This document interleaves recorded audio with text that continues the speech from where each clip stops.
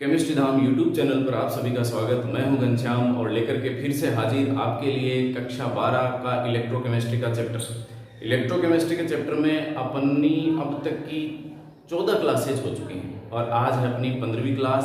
15th lecture में आज अपन पढ़ने वाले हैं बहुत ज़्यादा महत्वपूर्ण इलेक्ट्रोड है जिसको अपन जानते हैं SHE के नाम से, यानी S स्टैंडर्ड, H हाइड्रोजन और E इलेक्ट्रोड, मानक हाइड्रोजन इलेक्ट्रोड के नाम से इसे जाना जाता है।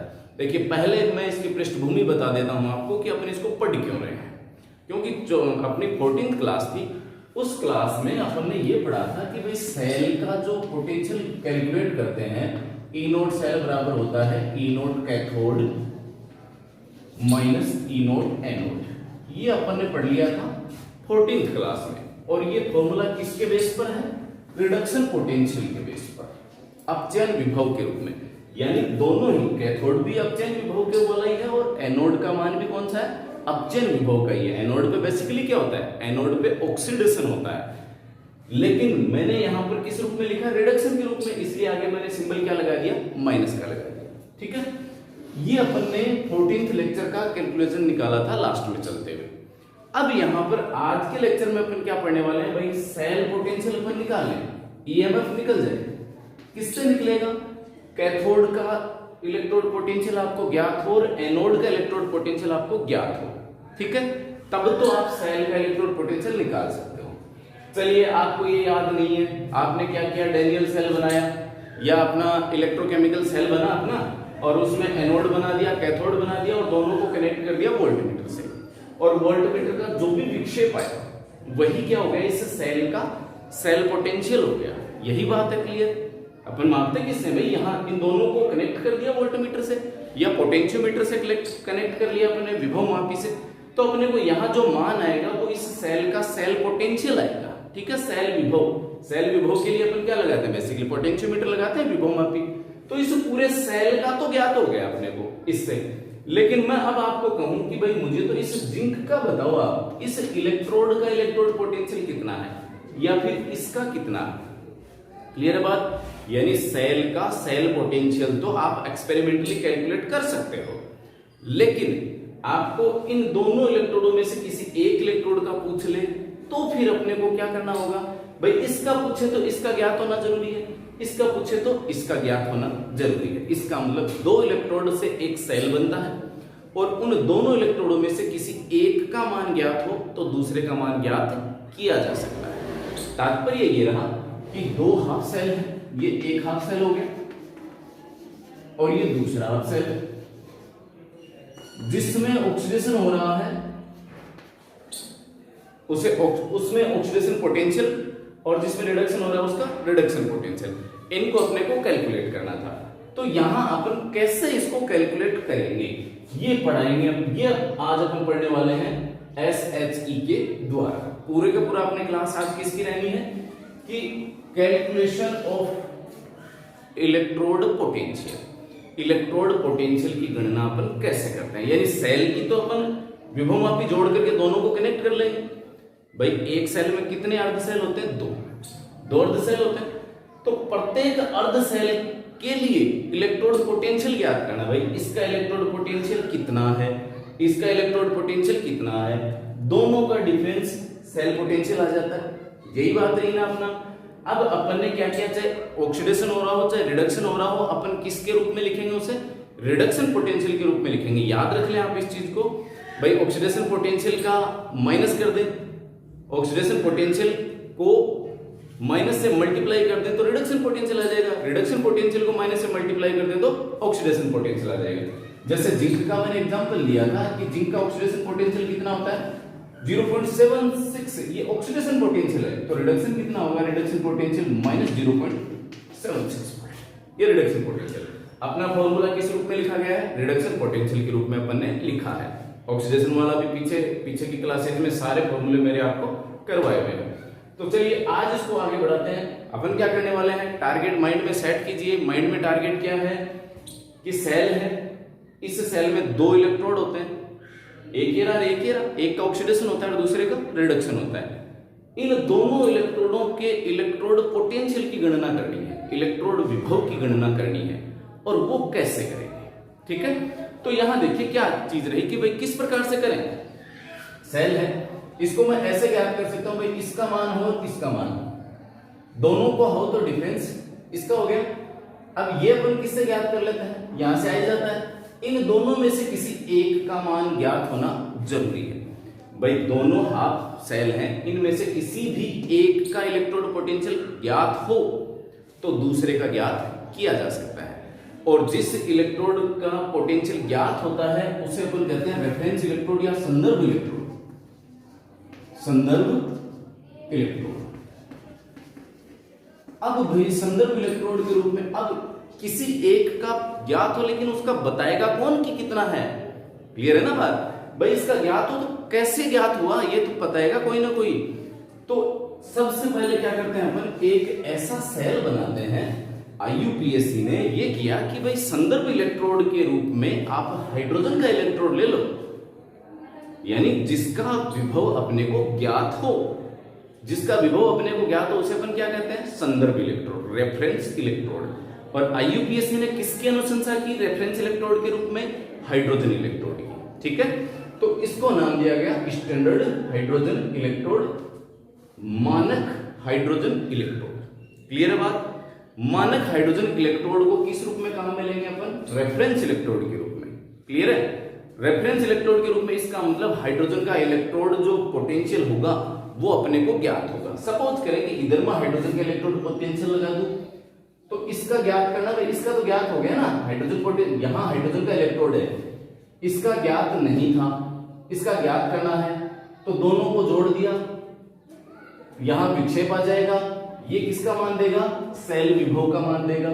इसका ज्ञात है, भाई इसका ज्ञात हो गया, इन दोनों में से किसी एक का ज्ञात है तो दूसरे का ज्ञात हो जाएगा। क्लियर होगी बात, समझ में आ रहा है, नहीं समझ में आ रहा है पीछे जाइए, थोड़ा सा स्क्रॉल कीजिए, वापस वीडियो को देखिए, आराम से आएगा, तसल्ली रखिएगा, थोड़ा सा देखकर विचलित नहीं होना है कि भाई अभी समझ में नहीं आया क्या होगा, नहीं, वीडियो को लास्ट तक देखें, 100% समझ में आएगा, कहीं दिक्कत नहीं है। दूसरा इलेक्ट्रोकेमिस्ट्री आप पढ़ रहे हो, लेक्चर नंबर 1 से शुरू करें। लेक्चर नंबर 1, 2, 3, 4 सारे लेक्चर एक दूसरे से कनेक्टेड है। मैं गारंटी देता हूं आपको, यदि आपने लेक्चर 1 से शुरू करके अंत तक चल रहे हो आप, तो आपके कहीं कंफ्यूजन रहना ही नहीं है। क्लियर होगी बात। तो चलिए इसको आगे बढ़ाते हैं। अब देखते हैं कि भाई हाइड्रोजन इलेक्ट्रोड को इस संदर्भ इलेक्ट्रोड के रूप में किस प्रकार से लिया गया और इसका मान कितना माना गया। ठीक है, तो देख रहे हैं अपन हाइड्रोजन इलेक्ट्रोड को स्टैंडर्ड इलेक्ट्रोड के रूप में। तो पहले देख लेते हैं कि इसकी ये जो कह क्या रहा है, स्टैंडर्ड, ये एस का मतलब हो गया स्टैंडर्ड, स्टैंडर्ड का मतलब हो गया भाई मानक, मानक कंडीशंस लगानी है। अब बेसिकली क्या है, मैंने आपको बताया था कि जब अपना सरसरी तौर पे चल रहा था इलेक्ट्रोड पोटेंशियल और सेल पोटेंशियल, मैंने आपको बताया था लेक्चर नंबर 13 में, उसमें मैंने आपको बताया था कि भाई मानक कंडीशंस क्या होती हैं। मानक कंडीशंस बेसिकली अपन क्या मान लेते हैं कि भाई जो भी विद्युत अपघट्य लिया है उसमें कितना मोल मिलाया गया है, 1 मोल इलेक्ट्रोलाइट का सॉल्यूशन है, ये माना था अपन ने। क्यों माना था, बाकी मानक कंडीशन में बता रहा हूं, फिर वही उसी से काम क्यों चल जाता है। देखिए मानक कंडीशन होती है आपकी टी, पी और सी। टीपीसी यानी टेम्परेचर कितना होना चाहिए, 298 केल्विन। यहां शर्तें देखिए, रूम टेम्परेचर कितना मानते हैं अपन, 298 केल्विन। इसका मतलब मानक कंडीशंस, इसलिए मैंने 298 केल्विन उसमें बताने की आवश्यकता नहीं समझी क्योंकि इसको आगे बढ़ाना था आपको। तो मानक स्थिति की अर्थ क्या हो गया, टेम्परेचर कितना होगा 298 केल्विन, प्रेशर कितना होगा भाई 1 atm, प्रेशर कितना हो गया 1 वायुमंडलीय दाब।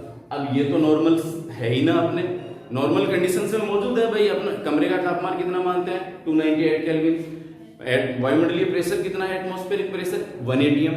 तो दोनों तो अपने वायुमंडल में उपस्थित हैं। कंसंट्रेशन, C4 कंसंट्रेशन, सांद्रता कितनी होनी चाहिए, ये मैंने आपको बताई थी 1 m। बताई थी कि नहीं बताई थी, बिल्कुल बताई थी ना। तो यहां पर ऐसा इलेक्ट्रोलाइट, भाई जो हाफ सेल बना रहे हैं अपन, इस हाफ सेल की मैं इसमें आपको बता रहा हूं स्टैंडर्ड हाइड्रोजन इलेक्ट्रोड में इनका मतलब क्या है। स्टैंडर्ड का मतलब क्या है कि भाई आपको टेम्परेचर कितना रखना है, जब भी हाफ सेल बनाओ टेम्परेचर रखना है 298 kelvin room temperature, pressure 1 atm, ठीक है, और कंसंट्रेशन सांद्रता, यानी इसमें जो सॉल्यूशन बनेंगे इलेक्ट्रोलाइट होगा ना उसकी सांद्रता कितनी होनी चाहिए, 1m का। 1m का सॉल्यूशन होना चाहिए। इसका मतलब क्या रह गया भाई, 1 मोल है उसे आपने कितने लीटर में डिजोल्व किया है, 1 लीटर में, मोल प्रति लीटर। क्लियर होगी बात? मोल प्रति लीटर को आप डिजोल्व करके जो विलियन बनेगा उसे अपन कह रहे हैं 1m का सॉल्यूशन। क्लियर?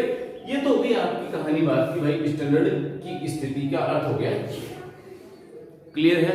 अब अपन इसको देखते हैं कि भाई हाइड्रोजन इलेक्ट्रोड होता क्या है। मैं कंस्ट्रक्शन पढ़ाने जा रहा हूं कि हाइड्रोजन इलेक्ट्रोड की संरचना के निर्माण कैसे हो रहा है।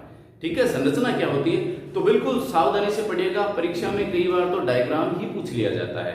बिफोर 2 इयर्स हाइड्रोजन इलेक्ट्रोड का डायग्राम ही पूछा था माध्यमिक शिक्षा बोर्ड की बोर्ड परीक्षा में। तो यहां देखिएगा, मैं कंस्ट्रक्शन पढ़ाने जा रहा हूं, इसे बिल्कुल सावधानी से देखिएगा। बहुत आसान है, थोड़ा सा अपने को तसल्ली रखनी है। और इसमें समस्या ये होती है कि भाई अपन हल्की चूक कर जाते हैं। ये लीजिए, ये मैंने कोई कंटेनर ले लिया। इस कंटेनर में आप क्या रखना, आपको हाइड्रोजन इलेक्ट्रोड बनाना है। तो अपन लेते हैं एक कांच की नलिका।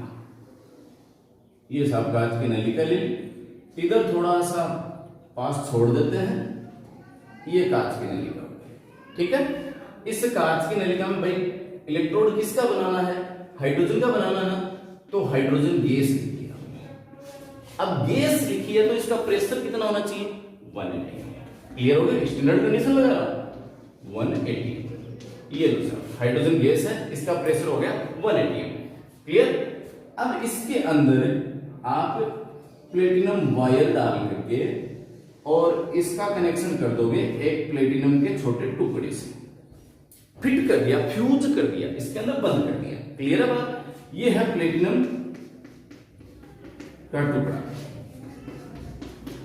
प्लेटिनम का टुकड़ा हो गया। ये हो गया प्लेटिनम वायर, कनेक्टिंग वायर है ये, ठीक है। और इसके अंदर भर देते हैं मरकरी, H। अब कुछ बुक्स में आपको मरकरी नहीं भी मिलेगा। बाकी मरकरी क्या है, एकमात्र ऐसा मेटल है जो कि लिक्विड फॉर्म में है और कंडक्टिंग है, यानी अच्छा चालक है और मेटल लिक्विड फॉर्म में है, इसलिए इसके अंदर ये भर दिया गया है। और ये यहाँ पर प्लेटिनम जो है, प्लेटिनम का टुकड़ा इसके नीचे की तरफ फ्यूज कर दिया गया है और ये नीचे से ये खुली हुई है। क्लियर है बात? इससे इस ट्यूब को किस विलियन में डाला गया है भाई, हाइड्रोजन गैस है तो हाइड्रोजन गैस का विलियन होना चाहिए। भाई इलेक्ट्रोड किसका है, इलेक्ट्रोड हाइड्रोजन का है। भाई अपन ने जिंक का इलेक्ट्रोड था किसमें रखा, ZnSO4 में। कॉपर का इलेक्ट्रोड था किसमें रखा, CuSO4 में। मतलब जिसका इलेक्ट्रोड होता है उसी के सॉल्यूशन में रख रहे हैं। अब हाइड्रोजन तो गैस है तो इसका जो अपन रखेंगे वो रखेंगे हाइड्रोजन के सॉल्यूशन में, और वो हो गया HCl। HCl में क्या है, H पॉजिटिव हो गया हाइड्रोजन आयन। और अब बताओ इसकी सांद्रता कितनी होनी चाहिए, 1m। इसकी सांद्रता होनी चाहिए 1m। अब आप जानते हो H पॉजिटिव और Cl नेगेटिव। N फैक्टर कितना है इसका, संयोजकता जो फैक्टर है वो कितना है इसका, वैलेंसी फैक्टर। वैलेंसी फैक्टर 1 है। इसका मतलब यहाँ 1m लिखो या फिर 1n लिखो, एक ही बात है। एक मोलरता का मान लो या नॉर्मलता का मान लो, एक ही बात है। जब n फैक्टर दोनों के कॉमन होते हैं तो दोनों का मान भी क्या होते हैं, समान ही होते हैं। तो आपको कहीं घबराने की जरूरत नहीं है। 1m भी लिखा मिल सकता है किताब में और 1n भी लिखा हुआ मिल सकता है, कहीं दिक्कत वाली बात नहीं है। ये सॉल्यूशन अपना कितना है, 1n का या 1m का। इसका मतलब क्या हो गया, हाइड्रोजन आयन की कंसंट्रेशन भी कितनी है इसमें, 1n ही है। क्लियर हो गई बात? अब यहां पर अपन क्या करवाते हैं, ये जो कंस्ट्रक्शन मैंने आपको बताया है ये स्टैंडर्ड हाइड्रोजन इलेक्ट्रोड का कंस्ट्रक्शन है।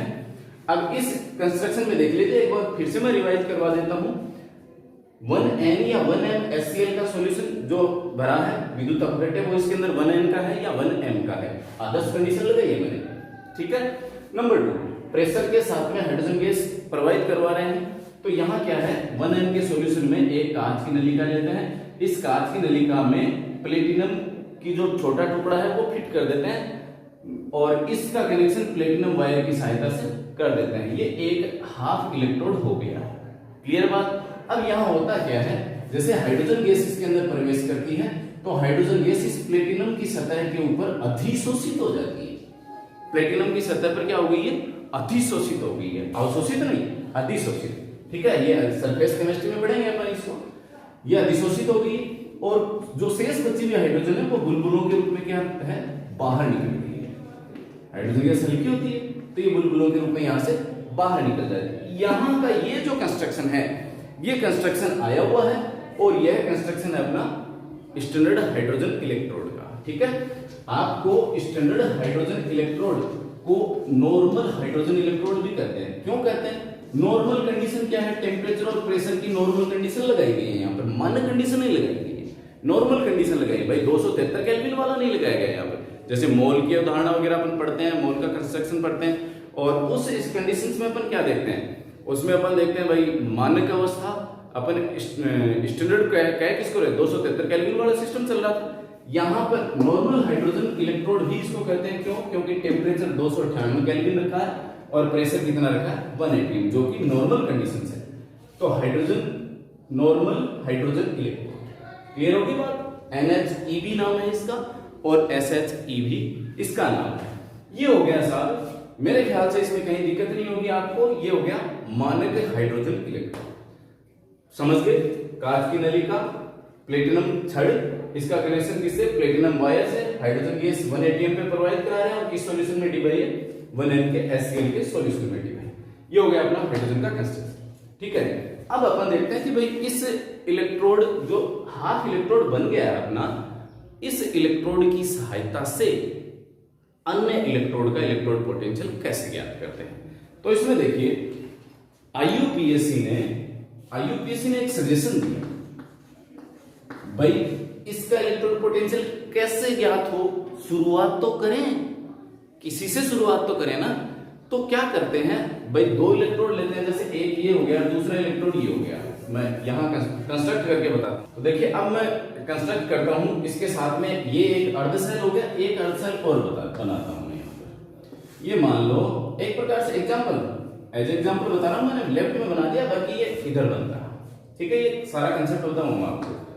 अब यहां पर जैसे मान लीजिए इसे ही अपन ने कॉपर का इलेक्ट्रोड मान लिया, CuSO4 भरा हुआ है इसमें एक्वस, और इसका कनेक्शन कर दिया साहब इसके साथ। ठीक है, अब अपन ये कहें, मैं कह रहा हूं कि भाई इन दोनों में से किसी एक का इलेक्ट्रोड पोटेंशियल ज्ञात होना चाहिए। IUPAC ने क्या कहा, ज्ञात इलेक्ट्रोड वाला आप ले लो हाइड्रोजन का इलेक्ट्रोड, जिसे मैंने किस रूप में काम में लिया है? संदर्भ इलेक्ट्रोड के रूप में, रेफरेंस इलेक्ट्रोड, संदर्भ इलेक्ट्रोड के रूप में। कौन सा लिया है? SHE, जिसका इलेक्ट्रोड विभव ज्ञात होता है उसे अपन कहते हैं संदर्भ इलेक्ट्रोड। ठीक है, यहां हाइड्रोजन का इलेक्ट्रोड विभव ज्ञात है, अब कितना है तो ये मानना पड़ता है अपने को। भाई किसी ना किसी से तो तुलना करेंगे कि भाई इसकी तुलना में ये इलेक्ट्रॉन त्याग रहा है या ग्रहण कर रहा है। क्लियर है बात? भाई इसकी तुलना में इसका ऑक्सीडेशन हो रहा है या रिडक्शन हो रहा है। दो सेल बने, दो हाफ सेल जोड़े, इन दोनों में से जो ज्यादा ताकतवर होगा, जो आसानी से ऑक्सीडाइज होगा, वो ऑक्सीडाइज हो जाएगा, दूसरा रिड्यूस हो जाएगा। सीधी सी बात इतनी है ना। तो IUPAC ये कहता है, माना गया है, केवल और केवल माना गया है कि IUPAC के अनुसार SHE का इलेक्ट्रोड पोटेंशियल किस रूप में? रिडक्शन के रूप में। कितना माना? 0.00 वोल्ट। हाइड्रोजन का इलेक्ट्रोड पोटेंशियल कितना माना? 0.00 वोल्ट। अब मैं रिडक्शन पोटेंशियल इसलिए बोला है कि भाई मैं सारा काम रिडक्शन पोटेंशियल पे चलाऊंगा, लेकिन जैसे आपसे पूछ लिया हाइड्रोजन का ऑक्सीडेशन पोटेंशियल कितना?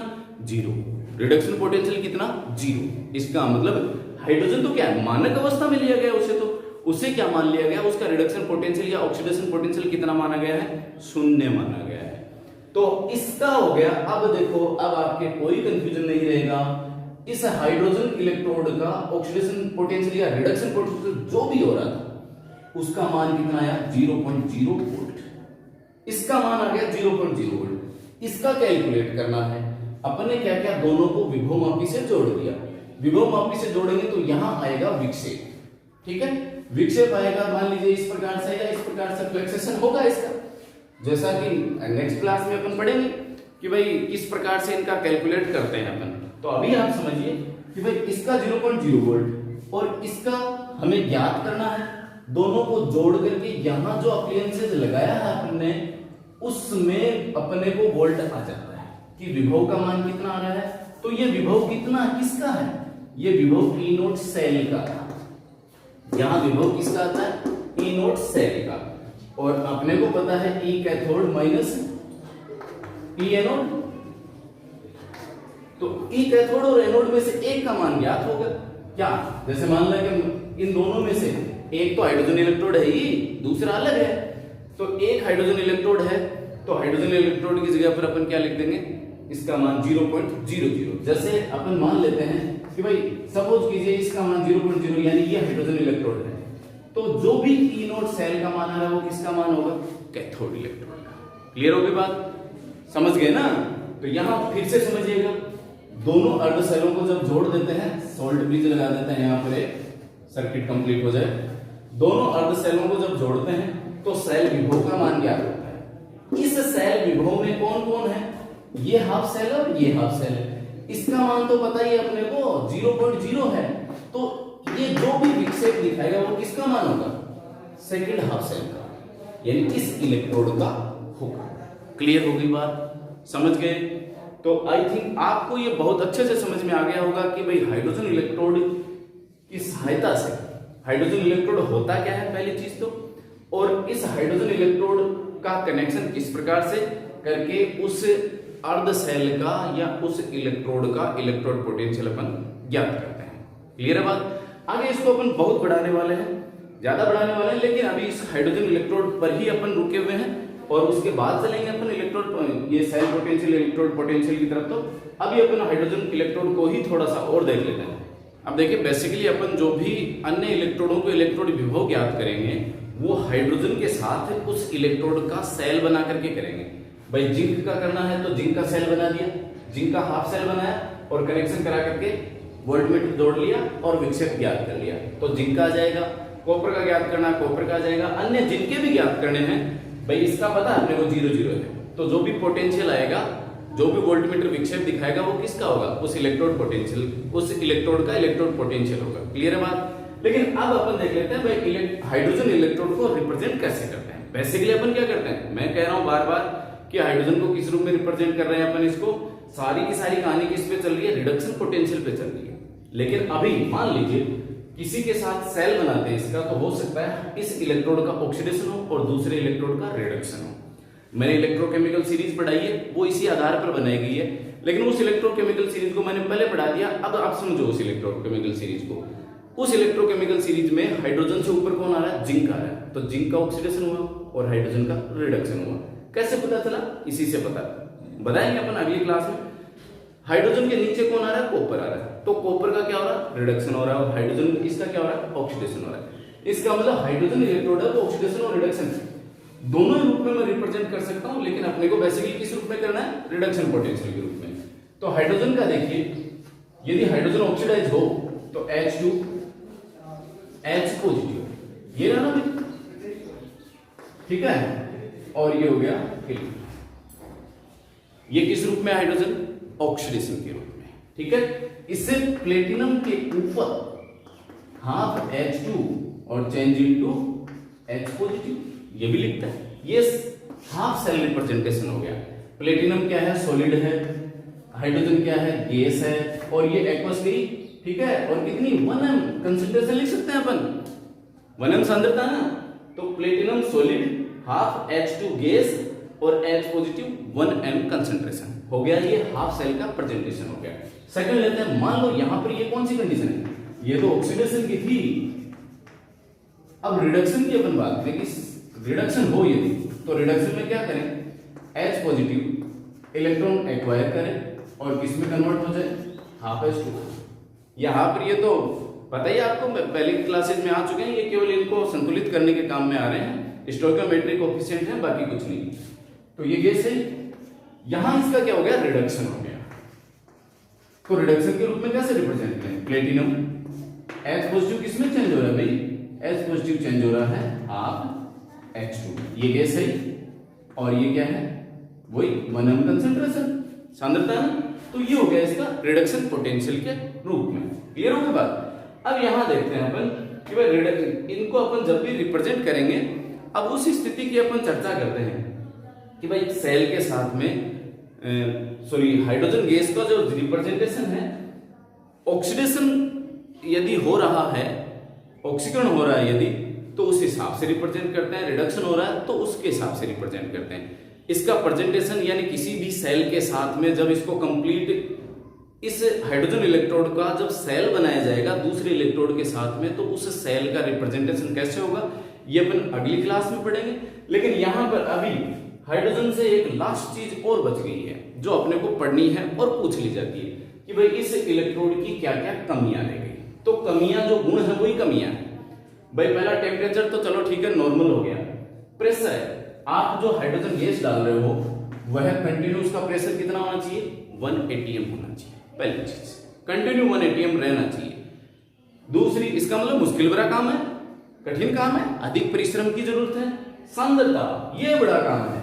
सांद्रता कितनी रहनी चाहिए भाई, हर समय सांद्रता कितनी होनी चाहिए 1 m या 1 n सांद्रता होनी चाहिए। इसका मतलब होता क्या है, इनके बीच में H2 हाफ और ये H पॉजिटिव प्लस इलेक्ट्रॉन, ये समय स्थापित हो जाता है भाई। हाइड्रोजन गैस बाहर से प्रोवाइड करा रहे हो, अंदर कौन है हाइड्रोजन आए ना H प्लस वाले, ठीक है। तो यहां पर एक तरफ ऑक्सीडेशन रिडक्शन, तो ये समय स्थापित हो जाता है इसके अंदर। ये समय की अवस्था मैंने अभी लिखी है, तो मैं यहां पर आपको ये बता रहा हूं भाई इधर चल रहे तो ऑक्सीडेशन हो रहा है, इधर चल रहा है तो रिडक्शन हो रहा है। मैं कह रहा हूं कि कितना ही समय बीत जाए, जब तक अपन इसको काम में ले रहे हैं, इसकी सांद्रता कितनी होनी चाहिए 1 m ही रहनी चाहिए, जो कि संभव नहीं रह पाता क्योंकि समय के साथ साथ सांद्रताएं घटती चली जाती है, ठीक है। तो फिर साइंटिस्ट ने लगा कि यार फिर इसकी जगह क्या करना चाहिए। तो फिर आजकल क्या हुआ भाई, इसमें क्या है, दो तो ये समस्याएं होगी। पहली समस्या क्या है 1 atm रहना चाहिए प्रेशर। दूसरी समस्या क्या है, कंसंट्रेशन 1 m कंप्लीटली रहनी चाहिए पूरी रिएक्शन, पूरी प्रोसेस के दौरान, पूरे प्रयोग के दौरान, जो कि हमेशा संभव नहीं हो पाता क्योंकि इसमें बहुत ज्यादा सावधानियां रखने की आवश्यकता होती है। गैसीय मामला है। इसके स्थान पर फिर वैज्ञानिकों ने दो अलग अलग अन्य, दो ही नहीं और बहुत सारे एग्जाम्पल अन्य भी अलग अलग रेफरेंस इलेक्ट्रोड दिए जिन्हें अपन सेकेंडरी रेफरेंस इलेक्ट्रोड कहते हैं। सेकेंडरी रेफरेंस इलेक्ट्रोड यानी द्वितीयक संदर्भ इलेक्ट्रोड, मतलब जो हाइड्रोजन के अलावा भी प्रयुक्त हो रहे हैं उन्हें भी अपन संदर्भ इलेक्ट्रोड के रूप में प्रयुक्त करते हैं। और वो संदर्भ इलेक्ट्रोड के नाम हैं, पूछ लिए जाते हैं कई बार, केलोमल इलेक्ट्रोड। केलोमल इलेक्ट्रोड कौन है ये सेकेंडरी यानी द्वितीयक संदर्भ इलेक्ट्रोड है जो कि हाइड्रोजन के स्थान पर प्रयुक्त किए जाते हैं और इनका उपयोग हाइड्रोजन की तुलना में ज्यादा आसान होता है। केलोमल इलेक्ट्रोड, केलोमल इलेक्ट्रोड क्या होता है भाई Hd, ठीक है, mercurous chloride Hd oblique mercurous chloride, और इलेक्ट्रोलाइट होता है इसमें KCl। ये होता है केलोमल इलेक्ट्रोड। केलोमल इलेक्ट्रोड क्या रहेगा, मरकरी का इलेक्ट्रोड होता है Hd ऑब्लिक Hd2Cl2 और KCl। अपने ज्यादा सिलेबस में ज्यादा डीप नहीं है, मैं केवल इतना आपको बता रहा हूं भाई यदि कहीं कोई पूछ ले, कोई कंपटीशन में मिल जाए आपको जान पहचान वाला ये, तो इसको यही टिक करना है Hg मरकरी मर्क्यूरस क्लोराइड और KCl। क्लियर होगी बात। दूसरा संदर्भ इलेक्ट्रोड अपन प्रयुक्त करते हैं वो लेते हैं सिल्वर क्लोराइड, सिल्वर